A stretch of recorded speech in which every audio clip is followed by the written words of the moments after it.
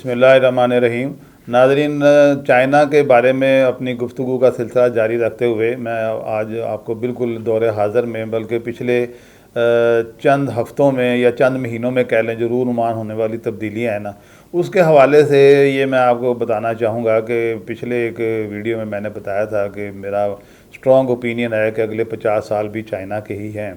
तो अभी जो नई तब्दीली रूनुमा हुई है वो ये हुई है कि ये जो मौजूदा जो एक ये जो वबा है ना, अब ये वबा के बारे में तो फिर एक बहुत सारी अब कंट्रोवर्सी, सबको पता है दुनिया में कंट्रोवर्सी शुरू हो चुकी हुई है। इंग्लैंड में मुजाहरे हो रहे हैं, ऑस्ट्रेलिया में मुजाहरे हो रहे हैं, इवन अमेरिका में भी हुए हैं। डिफरेंट लोगों के डिफरेंट ओपिनियन है। कुछ लोग, बल्कि मैंने पिछले दिनों पढ़ा था कि जो है ना मेडिकल जो है ना शोबा अमेरिका और यूके में और वेस्ट में, उन्होंने एक जो है ना टर्म निकाल ली है नई, मतलब इवॉल्व, ये मेडिकल साइंस में ये होता रहता है कि कोई नए अगर सिम्टम या कोई डिजीज़ आती है ना, या कोई बीमारी आती है, तकलीफ आती है, उसका नाम रखा जाता है।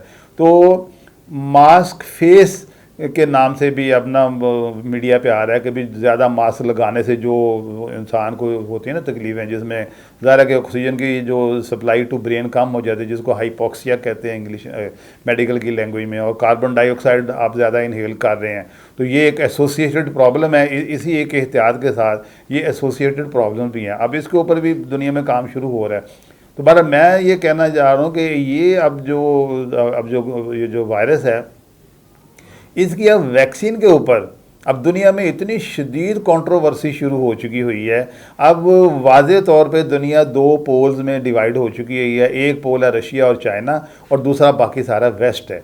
अब चाइना ने जो रशिया ने जो स्पुतनिक के नाम से जो वैक्सीन बनाई है, रशिया ने तो ये किया है कि उसका तकरीबन सारा डिटेल, काफ़ी हद तक डिटेल बता दी है कि इसमें कौन सा वायरस उन्होंने लिया है और उसमें क्या क्या उन्होंने जो थी ना उसकी अटेनुएशन की है, क्या किया है, बता दी।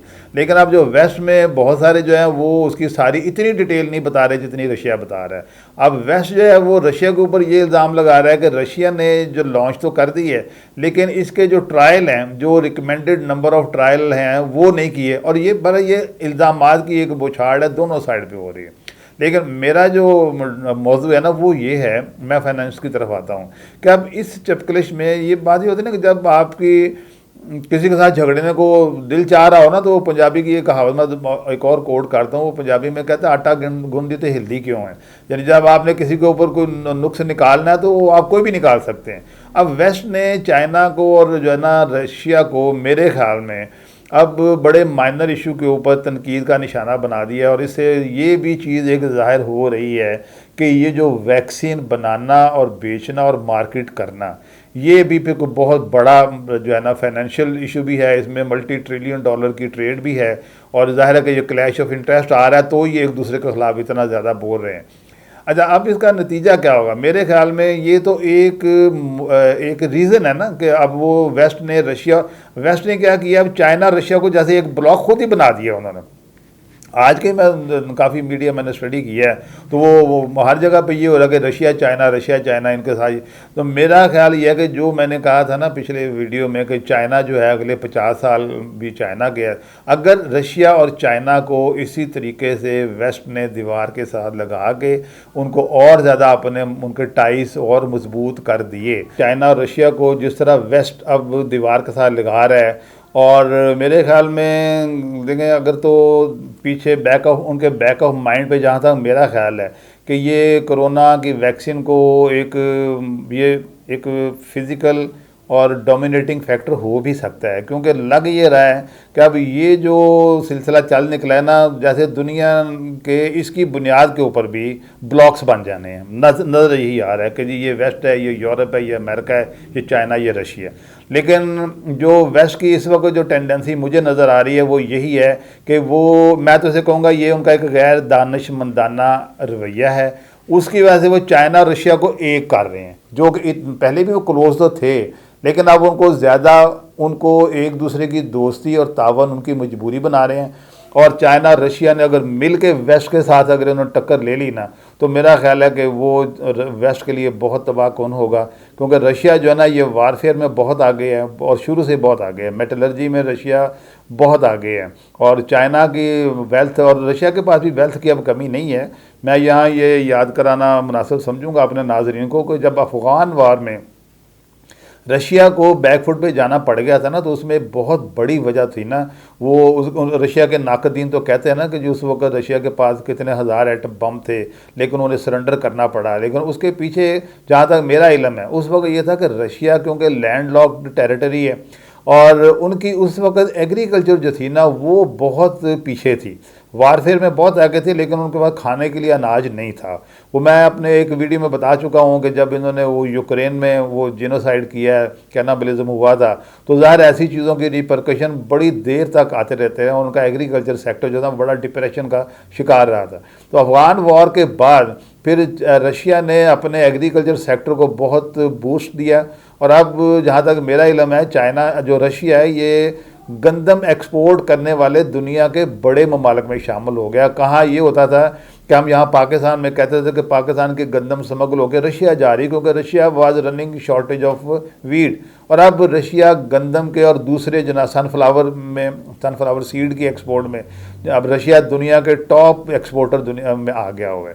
तो ये भी एक बहुत बड़ी स्ट्रेंथ होती है कि घर में खाने के लिए जो है ना ग्रेन तो होने चाहिए ना, अगर किसी का लड़ना है, लड़ाई होगी तो अब जो रशिया है और चाइना भी जो है, चाइना को तो आप बात छोड़ो ना, China is a different world. अब जो रशिया है वो भी फूड में अब डेफिशिएंट नहीं है, और अगर चाइना और रशिया को मज़ीद मजबूर कर दिया गया वेस्ट की तरफ से, तो मेरे ख़्याल में ये वेस्ट के लिए बहुत इसके जो हो गए ना नताइज वो ख़तरनाक निकलेंगे, मैं कहता हूँ तबाहकुन निकलेंगे। और देखें इसमें एक तो ये जो करंटली ये जो वैक्सीन का जो चल रहा है, क्लैश चल रहा है आपस में, दूसरा मेरा एक और ख्याल है कि इसमें अब ये जो है ना सी पैक और आर पैक मेरा ख्याल बहुत सारे दोस्तों को नहीं पता होगा। आर पैक है रशिया पाकिस्तान इकोनॉमिक कॉरिडोर जो है, जैसे सी पैक चाइना का है, रशिया का भी पाकिस्तान के साथ आर पैक शुरू हो चुका हुआ है। तो ये एक नया रूट बनने जा रहा है। ये एक्चुअली रूट नहीं होना, ये भी एक ब्लॉक फॉर्मेशन ही होनी है कि जो भी इस रूट के ऊपर ज़ाहिर जो दाएं बाएं जो ममालक आएंगे वो ज़ाहिर से ब्लॉक का हिस्सा आएंगे, तो वहाँ से ये रूट डेवलप होगा ना। तो चाइना अपना तारीखी सिल्क रूट रिहेबिलिटेट कर रहा है और रशिया चाइना के साथ मिल रहा है। तो ये एक्चुअली कुछ बहुत बड़े बड़े अवामल है जो आमतौर पर नज़रअंदाज हो जाते हैं। तो इसमें मेरा again I repeat my view कि मेरे ख्याल में रशिया और चाइना अगर एक हो गए और हो चुके हुए हैं काफ़ी हद तक, और वेस्ट शायद इसी फियर के तहत ही उनको अपना जॉइंटली क्रिटिसाइज़ कर रहा है। तो मेरे ख्याल में रशिया चाइना मिलकर ये एक ऐसा ब्लॉक बनना है, वेस्ट इसका मुकाबला नहीं कर सकता, क्योंकि वेस्ट में देखें सवाए वेस्टर्न यूरोप में अगर आप देखते हैं ना, तो सवाए जर्मनी के मेरे ख्याल में वेस्टर्न यूरोप में भी जर्मनी के अलावा आपको मजबूत मईशत कोई नहीं नज़र आती। तकरीबन ये सारी EU जो है ना, ये जर्मनी और UK के थोड़ी बहुत जो है ना बेल आउट और स्टिमुलस पैकेजेस के सहारे खड़ी है। अगर ये पैकेजेस बंद कर जाए मेरा ख्याल है जो EU के ममालिक हैं वो बैंकरप्ट हो जाएंगे, बल्कि हो चुके हुए हैं। तो ये जब हालत है वेस्ट की अमेरिका के अलावा, तो कहाँ वो रशिया और चाइना का मुकाबला करेंगे। लेकिन ये जो होता है ना कि फिर ये कोई जंगी जुनून होता है, और दूसरा ये है कि अब वेस्ट के लिए चाइना की इतने नुमाया फ़र्क के साथ बर्तरी जो है ना, इसको एक्सेप्ट करना भी उनके लिए बड़ा उनको हज़म नहीं हो रही।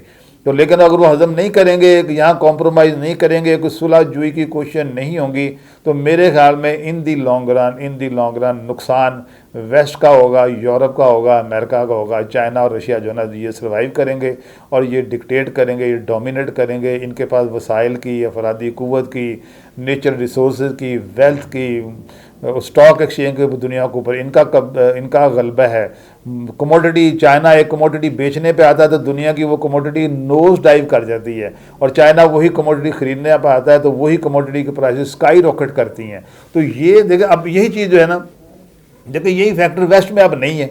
वेस्ट का कोई मुल्क, अब जर्मनी सबसे बड़ी वेस्ट की इकॉनमी है। जर्मनी अगर कोई इंग्रेडिएंट कोई अगर ग्रेन या सीरियल कोई भी कमोडिटी खरीदना शुरू करे तो उतनी तेज़ी नहीं आती उसमें। चाइना आज ऐलान कर दे कि चाइना ने जो सोयाबीन खरीदनी है, चाइना ने वीट खरीदनी है, चाइना ने लोहा खरीदना है, आप देखें उसकी एक खबर के साथ दुनिया की जो ग्राफ है ना वो कितनी बड़ी सुपर स्पाइक लेता है। और ये ताकत अब वेस्ट में नहीं है, ये ताकत चाइना के पास है। वेस्ट को ये हकीकत तस्लीम करनी चाहिए, ये कड़वी गोली निगलनी चाहिए, वरना बहुत बड़ा इंसानी अलमिया हो सकता है। Thank you.